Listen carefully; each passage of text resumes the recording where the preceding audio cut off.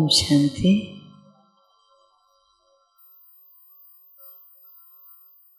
आज कोई प्रोग्राम नहीं था, फिर भी आपके बीच में जीवन के दरमियान मृत्यु की बात करना अच्छा नहीं है, लेकिन यथार्थ से आंखें मोड़ी भी नहीं जा सकती। वर्तमान में समय की रफ्तार इतनी तेज है, इतनी तेज है कि हम इससे मन को दूसरी ओर नहीं ले जा पा रहे। ऐसा लगता है चाहे आप प्राकृतिक धरातल पर देख लीजिए, चाहे आप मानवीय संस्कारों के धरातल पर देख लीजिए, चाहे आप राजनैतिक धरातल पर देख लीजिए, चाहे बाबा की वाणियों को आगे रख लीजिए, उसके आधार पर देख लीजिए, तो ऐसा लगेगा कि वैसे ही ये सच है कि समय बहुत तेज गति से दौड़ रहा है और अब अंतिम समय की तैयारी के अनुसार हमको अपना बैगेज तैयार कर लेना चाहिए। समझदार वही है जो पहले से तैयार है। मैं बहुत गहरी गंभीर बात नहीं करती। जिंदगी के हर मोड़ पे बहुत छोटे छोटे टिप्स हैं जो काम आते हैं। मुझे याद है प्रयाग की धरनी पर सेवा करने के लिए मेरी नियुक्ति हुई और उसी समय शंकराचार्य बद्रिकाश्रम स्वामी शांतानंद जी थे और वो एकाएक आश्रम से कहीं चले गए। तो परस्पर समाज में बहुत चर्चा और बड़े विवाद थे। क्या हुआ, क्या हुआ? ये स्वामी जी गए तो गए कहाँ, क्यों चले गए? कुछ विवाद था, निकाल दिया गया, गद्दी छोड़ दी, आखिर हुआ क्या? नहीं रहा गया। नवनिर्वाचित, अभी निर्वाचित हुए नहीं थे, शंकराचार्य स्वामी विष्णुदेवानंद जी, उनको गए लेके आए कुछ। तो जब शांतानंद जी को ले आए तो मैं उनसे मिलने गई और मैंने पूछा कि महाराज जी आखिर आप कहाँ चले गए? मैंने कहा छोटी बहन हूँ आपकी, धृष्टता कर रही हूँ पूछने की, आप कहाँ चले गए थे? लोग बहुत परेशान हैरान थे और बहुत तपस्वी आत्मा थी। तो जब वो उन्होंने स्वयं निर्वाचित किया था विष्णुदेवानंद जी को और लोगों ने कहा कि ऐसा होता नहीं है, शंकराचार्य को एक समिति है जो निर्धारित करती है, तमाम एग्जाम लेने के बाद विद्वत मंडली घोषित करती है कि ये शंकराचार्य बनेंगे और ये आपने। तो उन्होंने मुस्कुरा के कहा जो सुख राजा दशरथ को नहीं मिला वो मैं पाना चाहता हूँ और मैं अपने सामने ही इनको गद्दी देकर निश्चित कर देना चाहता हूँ। तो मैं उनसे ये सवाल तो नहीं पूछ सकती थी, लेकिन मैंने पूछा कि महाराज जी आप चले कहाँ गए थे? अरे इसके बाद भी तो आप यहाँ आराम से रह सकते। तो मुझे देखा उन्होंने, शायद उन्हें ये लगा हो कि बचपने वाला क्वेश्चन, हंस दिए और बोले एक बात कहूँ? मैंने कहा हाँ महाराज बिल्कुल कहिए, मैं सुनने की इच्छा से आई। मेरी भावना वैसी ही है जैसे मैं अपनी श्रद्धेय आदरणीय दादियों के प्रति रखती हूँ। बताएं। तो बड़ा अच्छा उदाहरण दिया उन्होंने कि जब कोई व्यक्ति ट्रेन में सवार होता है तो बैठने की जगह खोजता है। आजकल तो रिजर्वेशन हो गया, पहले नहीं होता। बोला बैठने की जगह खोजता है और उसके बाद धीरे धीरे वो अपना बेड बिछा लेता है, जगह पाता जाता है, बढ़ता जाता है, आराम कर लेता है। बीच बीच में पूछता रहता है कौन सा स्टेशन आया, कौन सा आया। और जब वो ये समझता है कि मेरा गंतव्य आ गया, मेरी मंजिल आ गई, तो वो धीरे से अपना सामान समेटता है और समेट कर दरवाजे पर आ जाता है ट्रेन के, ताकि जब ट्रेन रुके तो वो आराम से उतर जाए, उसे कुछ करना ना पड़े, धक्के न खाने पड़े।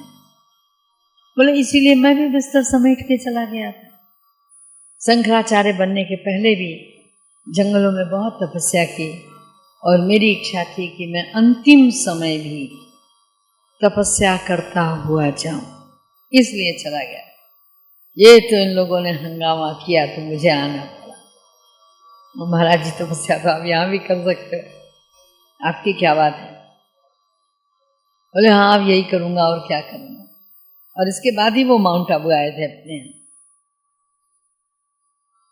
तो मैं ये बात क्यों सुना रही हूं कि विद्वान, समझदार जो रहनुमा बनता है, वो रहनुमाई बाद में करता है, पहले अपनी रहनुमाई करता है। और हम सब बाबा के एक एक बच्चे, एक एक रतन जो यहां बैठे, बाबा ने ये नहीं कहा है कि जो टीचर्स बहने हैं बस वही रहनुमा है, वही मार्गदर्शक है। रहनुमा माना गाइडलाइन उन्हीं के हाथों में है, हाथों में, no doubt. But after all बाबा ने हर बच्चे को राजा बनाया और हर बच्चे को अनेक आत्माओं के दीप प्रज्वलन के निमित्त बनाया। तो आप सब जितने यहां बैठे हो, सब एक एक अपने आप में प्रज्वलित दीपक हो, सब एक एक अनेक आत्माओं के निमित्त हो, रहनुमा हो, गाइड हो। तो जो गाइड बनता है उसे अपनी साथ संभाल बहुत करनी पड़ती है। अपने आप को, जिसको उर्दू में कहते हैं चाक चौबंद, माना बिल्कुल फिट रखना पड़ता है, इसलिए कि कोई उंगली हम पर न उठे कि आप तो बहुत अच्छा ज्ञान सुनाते थे, भाई जी आपको क्या हुआ, कोई ये ना कहे। इसलिए तैयार। अभी बीच में जब कोरोना पीरियड चला तो बहुत तरफ से एक ही बात आती थी, अंतिम समय की तैयारियां, क्लास करा दीजिए। तो मैं हंसती थी कि ये बताओ अंतिम किसका, हमारा? अंतिम कई होते हैं, हमारा समय का, कालचक्र का, प्रकृति का।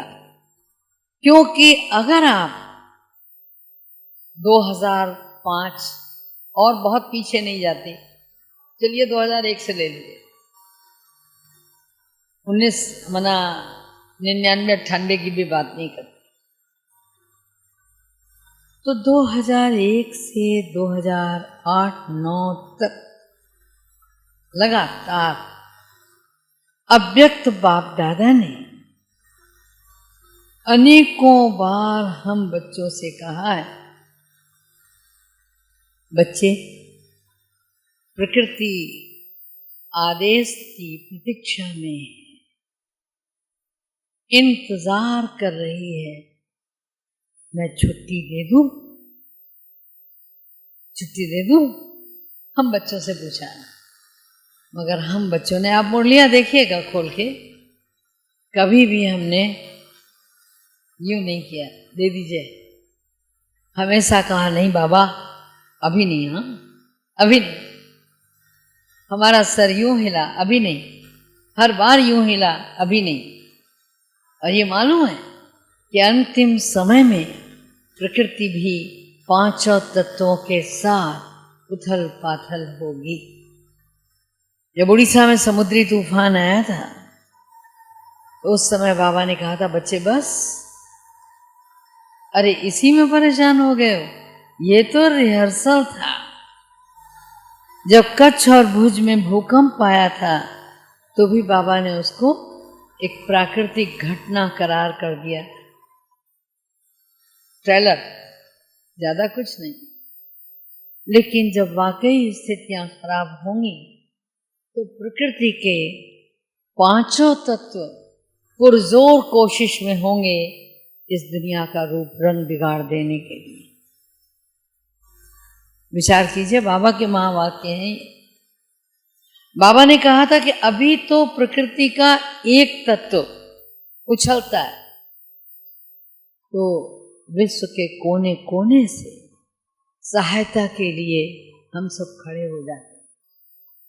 हर एक अपने यथाशक्ति यथा योग्य लेके पहुंच जाता है। आपको बताएं, कच्छ और भुज में तो जब एक बार ये लोग पुराना सामान ट्रक में भर के ले गए तो वापस कर दिया उन लोगों ने। बोला नहीं, हम किसी का पहना हुआ कपड़ा नहीं पहनेंगे। कहते हैं ना, हाथी मरा तो क्या 1.25 लाख का तब भी होता है। मना कर दिया उन लोगों ने और इनको फिर वापस अहमदाबाद वो ट्रक लाना पड़ा और उसके बाद ये जो कुछ ले गए फिर नया ही ले गए। तो प्रकृति का एक तत्व अगर अपने आप में कुछ करने की बात करता है तो संसार के दूसरे कोनों से मदद पहुंच जाती है। लेकिन जब एक साथ कहीं आग होगा, कहीं पानी होगा, कहीं भूकंप होगा, कहीं बादल फट रहे होंगे, प्रकृति तांडव कर रही होगी, हम एक दो को मदद नहीं कर पाएंगे, उस समय हमारी मन स्थिति क्या होगी, हमारी स्व स्थिति क्या होगी और हम क्या होंगे। विचार कीजिए, परिवर्तन प्रकृति का नियम। अचानक अचानक अचानक बहुत कुछ होता है। कहीं ट्रेन एक्सीडेंट, कहीं रोड एक्सीडेंट। हाँ, न्यूज़पेपर इस बात के साक्षी हैं कि रोज कम से कम 10 घटनाएं ऐसी। ये क्या है, बहुत सी अप्रकाशित रह जाती हैं। तो ये जो घटनाएं घट रही हैं, बहुत बेटा बाप को मार दे रहा है, बाप बेटे को मार दे रहा है, देख के कोई कुछ नहीं जा रहा। प्रॉपर्टी के पीछे लेटेस्ट बहुत कुछ हो रहा है। मैं समझती हूँ कि फरवरी के मास में आप सब भी अनभिज्ञ नहीं होंगे। दिल्ली में 4 घटनाएं ऐसी घटी कि गाड़ियों में उलझ करके मनुष्य का तन मीलों मीलों खिंचता चला गया। चलाने वाले को एहसास नहीं हुआ। एक घटना, चंद दिनों बाद दूसरी घटना, 2 सप्ताह बाद तीसरी घटना, शिवरात्रि तक चौथी घटना। मानवता कहाँ सो गई है? पहले हम कहते थे करा रही है, अभी हम कहते हैं रो रही है। अभी कुछ समझ में नहीं आता, कितनी संवेदनहीनता बढ़ गई है। तो ये परिवर्तन पहले मुस्लिम कंट्रीज में होते थे। बताते हैं लोग बगदाद में कि कोई भी मीटिंग होती थी तो कहते थे इंशाअल्लाह कल मिलेंगे। व्हाट डू यू मीन इंशाअल्लाह कल मिलेंगे? बोला क्या मालूम कल कुछ रहेगा कि नहीं रहेगा। किसी मुस्लिम शायर ने लिखा है कि उजाले अपनी यादों के हमारे साथ रहने दो। दिवाकर राही ने लिखा है कि उजाले अपनी यादों के हमारे साथ रहने दो, न जाने किस गली में जिंदगी की शाम ढले। और इट इज वेरी ट्रू। हम सुबह बैठे हैं, हंसते हैं, बोलते हैं, लेकिन कब क्या हो जाए कुछ पता नहीं। तो परिवर्तन एक नियम है, निश्चित।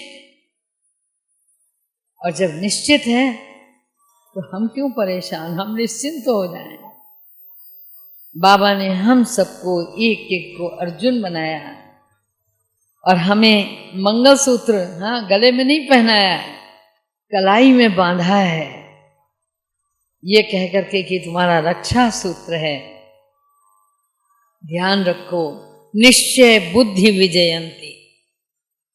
एक बाबा ने बहुत बड़ा स्लोगन दिया है और एक बहुत बड़ा होमवर्क दिया है। क्या? हे अर्जुन, बहुत काल का अभ्यास चाहिए। कहा? अंतिम समय की तैयारी करोगे तो कुछ तो करोगे। और अगर निश्चित हो वो अंतिम समय, तो हम बहुत कुछ कर सकते हैं। अपने बच्चों से बहुत बार सवाल पूछा होगा कि क्यों भाई, ये जो 30 फीट का एक पिलर है, इस पर एक वो बंदर मंकी चढ़ता है, एक बार में 3 फीट जंप लेता है, दूसरी बार में 2 फीट नीचे आ जाता है, 2.5 फीट नीचे आ जाता है। अच्छा ये बताओ कितनी बार में चढ़ेगा? तो वो जोड़ घटा के बता देता है। हमारे इस पुरुषार्थ के पिलर की लंबाई का पता नहीं, हम कितनी बार चढ़ते और कितनी बार नीचे आते, 1.5 फीट आते कि 2 फीट आते। अरे कितनी देर में चढ़ेंगे क्या बता सकते हैं? नहीं। और यक्ष प्रश्न की बात तो मैंने कल बताई थी।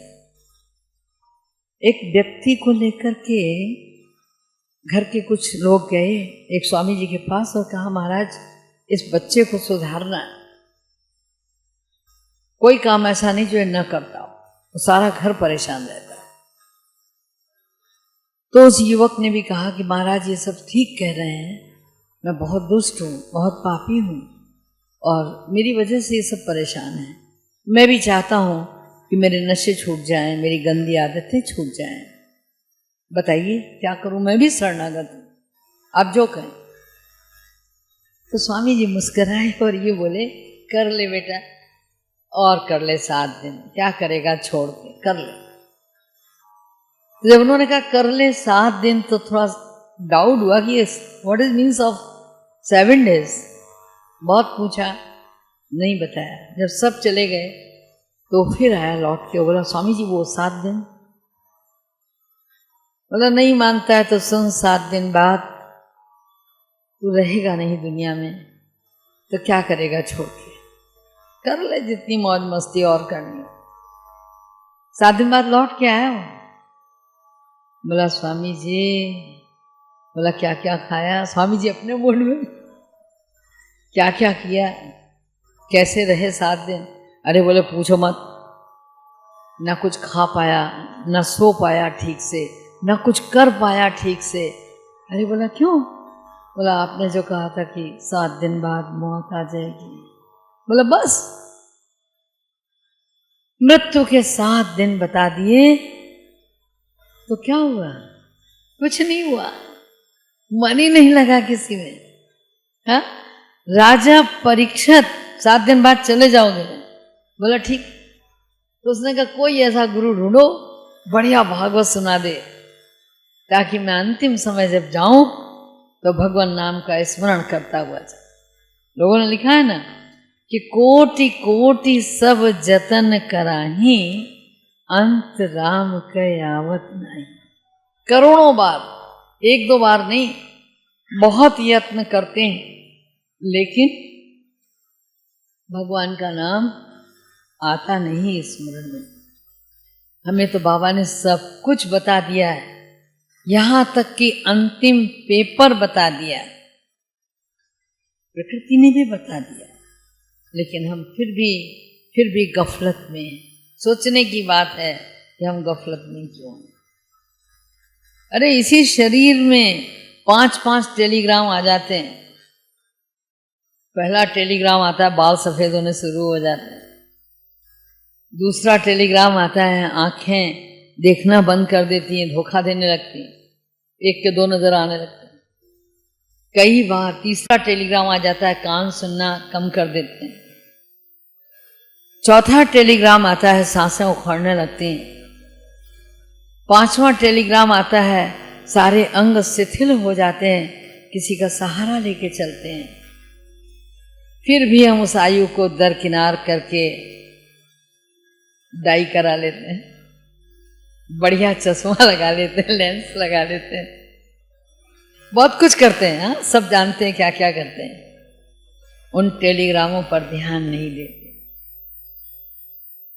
बाबा कहता है अब भी जागरूक हो जाओ, हाँ, अब भी जग जाओ और तैयारियां कर लो। कैसे करेंगे? बहुत अच्छी बात सुनाती हूँ आपको। दुनिया में हूं, दुनिया का तलबगार नहीं हूं, ध्यान रखना। दुनिया में हूं दुनिया का तलबगार नहीं हूं, बाजार से गुजरा हूं, खरीदार नहीं। ये ध्यान रखना कि बाजार से गुजरा हूं, खरीदार नहीं। मुझे इस दुनिया का कोई भी आकर्षण अपनी ओर खींचने न पाए। हम भगवान के बच्चे, हमें भगवान ने बताया कि इस नश्वर दुनिया, इस कलयुग का क्या आकर्षण। और जो बुद्धू बक्से के आगे बैठते हैं, टीवी के आगे बैठते हैं, दे नो वेरी वेल क्या होता है वहां। थोड़ा है, थोड़े की जरूरत है, एक के साथ एक फ्री। न जाने कितने एडवर्टाइजमेंट देखते हैं, एक के साथ एक फ्री। शाम को घर में घुसते हैं, बहनें कहती हैं भाई एक के साथ एक फ्री मिल रहा है। थोड़ा है, थोड़े की जरूरत, जबकि चाहिए कुछ भी नहीं, केवल पैकिंग दो होती है, मटेरियल उतना ही होता है। तो हमें सबसे पहला काम चाहिए की लिस्ट को क्या करना है, समाप्त करना है। कुछ नहीं चाहिए, जिनको कुछ ना चाहिए। हाँ, बाबा ने हमको क्या पढ़ाया, इच्छा मात्रम अविद्या। हमें जिस दुनिया में ले चल रहा है भगवान, अरे जहां कुछ चाहिए ही नहीं, अप्राप्त नहीं कोई वस्तु ब्राह्मणों के खजाने में, हमें ये याद रखना चाहिए। तो सबसे पहले जो पूर्ण विराम लगाना है, कहाँ लगाना है, चाहिए चाहिए चाहिए। दूसरा, थोड़ा है, थोड़े की जरूरत है, नो। किस लिए, हमें नो कहना आना चाहिए। आप सब अनुभवी रतन बैठे हो, अपने अपने घरों में यहां से जाने के बाद चेक कर लेना। अनेकों बार 4-4 सेट बनवाते हो, हैंगर में लग जाते हैं वार्डरोब में, लेकिन जब निकालने चलते हो तो पुरानी वाली शर्ट की फिटिंग अच्छी है, वो ज्यादा अच्छी है। कौन सी निकाल लेते हैं, वो पुरानी वाली। गाड़ी ले ली है फॉर्च्यूनर, मगर स्कूटी अब भी खड़ी है पुरानी वाली। क्यों, बोला वो पहली तनख्वाह से ली थी ना दीदी, यादगार है। घर में महिलाओं से पूछो, अरे इस मशीन का क्या करोगे, बोले शादी में मिली थी ना, ऐसे कैसे निकाल देंगे। बहुत सी चीजें ऐसी हैं जो केवल दीपावली के दिन हटती हैं घर की सफाई में, यूज भी नहीं होती हैं, मगर हमारी लिस्ट में। ये क्या है, किस चीज का आकर्षण। तो हमें इन सब बातों पर बाबा ने बहुत पक्का कराया। व्यक्ति नहीं, वस्तु नहीं, वैभव नहीं, स्थान नहीं। मुझे खूब अच्छी तरह याद है कि दादी मनोहर क्लास कराती थी, इतना कूट कूट के अंदर भर दिया उन्होंने। व्यक्ति नहीं, वस्तु नहीं, वैभव नहीं, कोई स्थान नहीं, बाबा जहां बिठा ले। हम लोग लिख के देते हैं, हमारी फाइलों में लिखा है, जहां बिठा लो, जो खिलाओ, जैसे रखो, जो पहनाओ, प्रभु हम तुम्हारे ऊपर बलिहार गए, हमें कुछ नहीं चाहिए। तो जब ये अंदर तक होता है, क्योंकि हमें सामान समेटने में सबसे ज्यादा जो दिक्कत आती है, मैं और मेरा। जैसे मैंने कहा ना, थोड़ा है, थोड़े की जरूरत। तो ये मैं और ये मेरा, अरे ना कुछ मैं और ना कुछ मेरा, क्या लाए थे, क्या ले जाओगे। अनेकों बार सुना होगा आप सबने, और दूसरों को भी समझाया होगा, फिर भी मैं। और तो और दाता की देन को भी मैं अपनी कह करके घोषणा करती हूं। अमानत में खयानत, जो गुण है, जो कला है, जो टेक्निक है, जो नॉलेज है, किसकी दी हुई।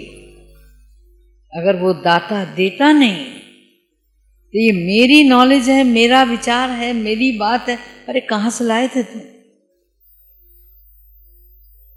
विचार करके देखो, जो कुछ है प्रभु तेरा है। और बाबा ने इतना ही तो चेंज करने को कहा है, मैं को तय में बदल दो, मेरे की जगह तेरा कहना सीख जाओ, सब ठीक है। तो चलने के लिए जैसे यहां आए आप, तो आपने बैग तो लगाया होगा ना, बैग में कपड़े भी लगाए होंगे, कुछ खास खास मेडिसिन भी रखे होंगे, कुछ जरूरी सामान भी रखे होंगे। सो लाइक दैट अपने को चलना है तो अपने मन बुद्धि को समेटना होगा।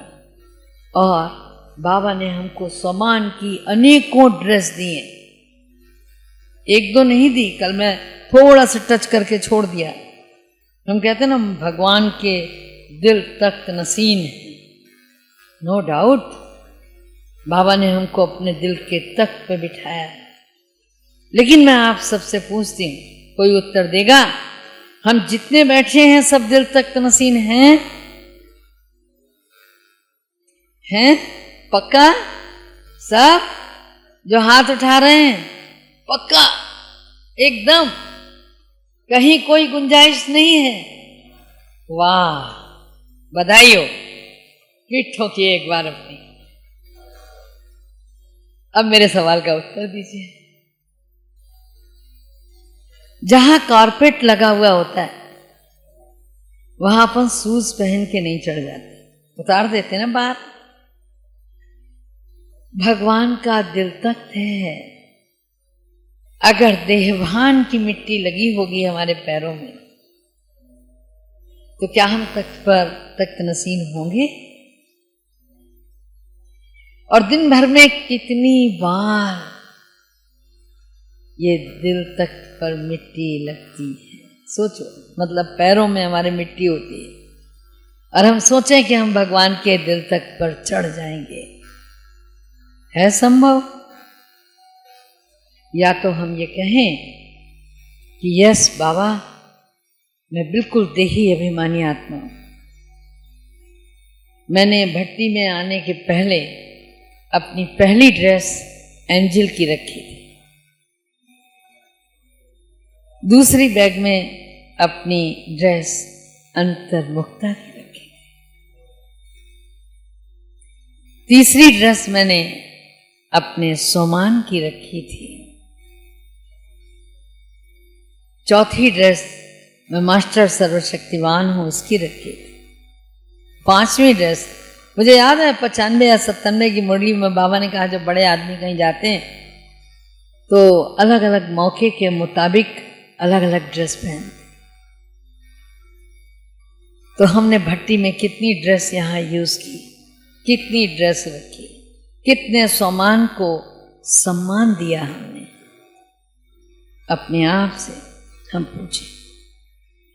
हम गलतियां बहुत बड़ी कभी नहीं करते, बहुत छोटी छोटी करते।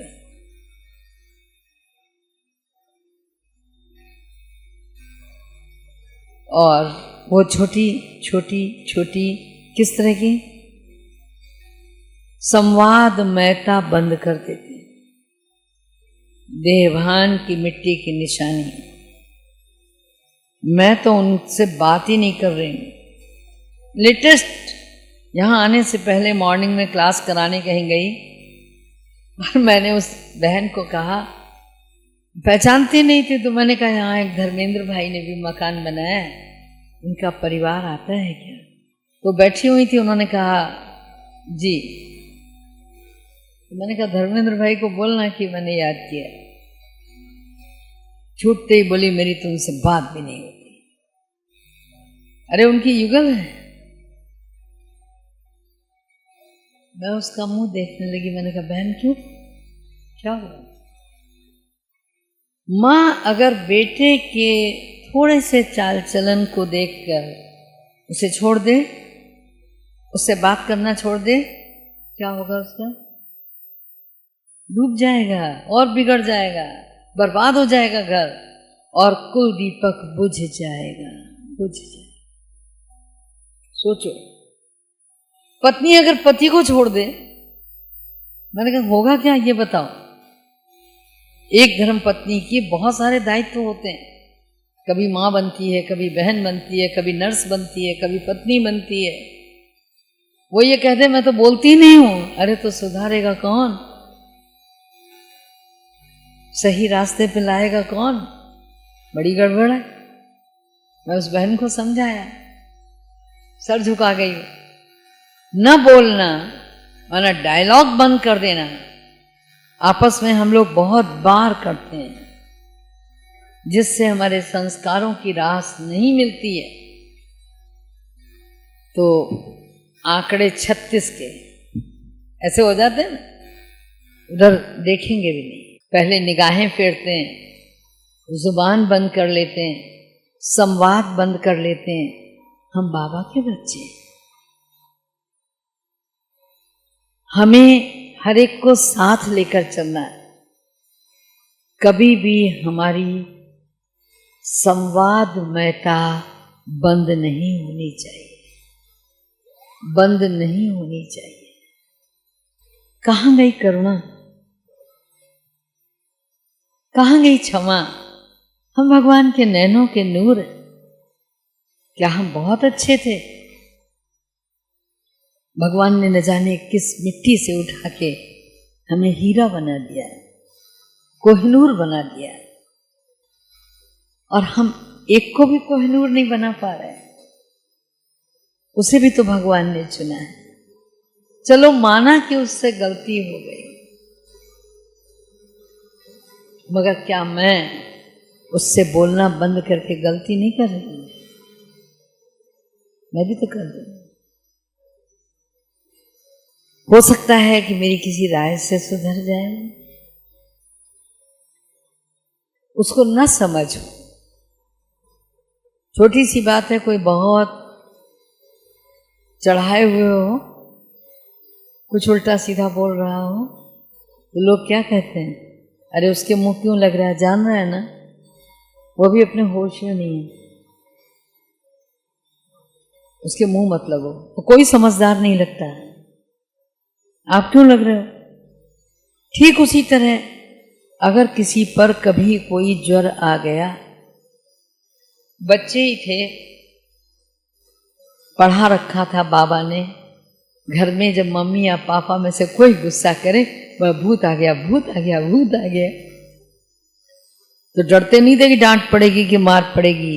हाँ, दोनों हाथ से तालियां बजा के भूत आ गया, भूत आ गया। तो जो गुस्सा करते थे वो भी हंस देते थे, ऊपर से धमकी और देते थे कि कल बाबा को बताएंगे भूत आया। तो ये क्या, इस तरीके से अगर किसी में कुछ आया है तो उस समय वो स्वयं में है ही नहीं। आप इतने क्यों नाराज हो रहे हो उसकी बात को? माना मैं आ गया ना कहीं मुझ में और अभिमान आया, उसकी निशानी है अपमान फील करना, अपमान फील करना। तो क्या हम कहेंगे हमारी तैयारी हुई? क्या हम कहेंगे कि हम दिल तख्त नसीन हैं? क्या हम कहेंगे कि हम फरमान बरदार हैं? अंतिम समय, संगम युग का एक एक मिनट जहां पद्मों की कमाई कराता है एक संकल्प, वहां गंवाते भी तो उतना ही, तेजी से लॉस होता है, तेजी से प्राप्तियां हैं। एक श्रेष्ठ संकल्प पद्म गुना की उपलब्धि कराता है, एक श्रेष्ठ कर्म पद्म गुना की उपलब्धि कराता है। एक छोटा सा दिया दान, बाबा ने क्यों कहा अचानक एवर रेडी, तैयार हो जाओ, तैयार हो जाओ। हम पूछें अपने आप से, हम तैयार हैं? विषय बहुत गहन है और काफी लंबा है, लेकिन वक्त कहता है कि इजाजत नहीं। एक संत ने तत्काल, माना जो करेगा सो पाएगा, ये ध्यान रखो, जो करेगा वो पाएगा, अपन को परेशान होने की जरूरत नहीं। उसके पीछे हम अपना आचरण, अपने संकल्प, अपनी वाणी को अशुद्ध क्यों करें? ये हमें अपनी धारणा बनाकर रखनी चाहिए। बाबा का तो स्लोगन है ही है कि न दुख दो न दुख लो, लेकिन न दुख देने और न लेने के लिए आज भी मुरली में था ना, इसको ध्यान रखना। ये क्या है? बहुत ऊंचाई पे पहाड़ पे एक संत का आश्रम था और उनको लगा कि बाढ़ आने वाली है। उन्होंने अपने एक शिष्य को नीचे भेजा और बोले जाओ गांव वालों से कुछ खाना, कुछ कपड़े, कुछ मांग के ले आओ। तो वो गया और उसने गांव में हर एक के हाथ से जो कुछ मांगा लेके आया। तो स्वामी जी ने कहा कि हर एक का अलग अलग रखना, जो भी दिया हुआ है अलग रखना। थोड़ी देर बाद बाढ़ आई और जब बाढ़ आई तो सब लोग भाग के जान बचाने के लिए ऊपर पहुंचे। उसमें एक बहुत गरीब वृद्धा थी जो रोटी बना रही थी। उसने वो गरम गरम रोटियां और गरम गरम जो है अभी सब खाना भी दिया और साथ साथ बोला स्वामी जी ने मंगाया है। एक अदद जिंदगी भर की कमाई नई धोती थी, उसने वो नई साड़ी उसको दी। जब बाढ़ आई और सब ऊपर पहुंचे तो जब भूख लगी तो स्वामी जी ने अपने शिष्य को कहा जिसने जो दिया है उसको वही देना। तो जिन पैसे वालों के घर से बासी भोजन आया था, फटे कपड़े आए थे, उनको वही दिया। और उस बूढ़ी को जब गरम गरम खाना और वो सब दिया गया, नए कपड़े, लोगों ने कहा ये स्वामी जी का भी दिमाग चल गया है, हाँ देखो क्या करता है। तो स्वामी जी ने सुन लिया। उन्होंने कहा मैंने कुछ नहीं किया, आप लोग माफ करना, आश्रम में मैं कहाँ से लाता ये सब, जो आपने दिया है वही तो आपको दिया है।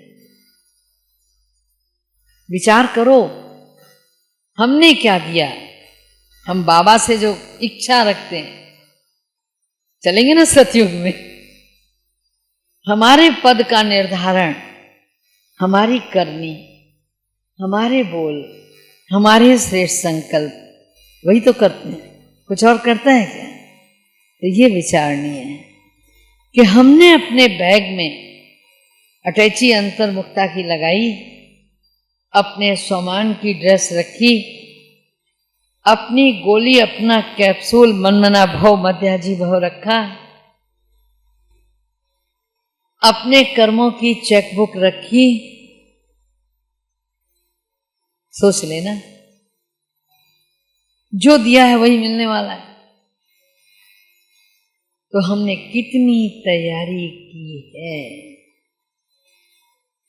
और सबसे बड़ी पूंजी यकीन की, निश्चय बुद्धि विजय।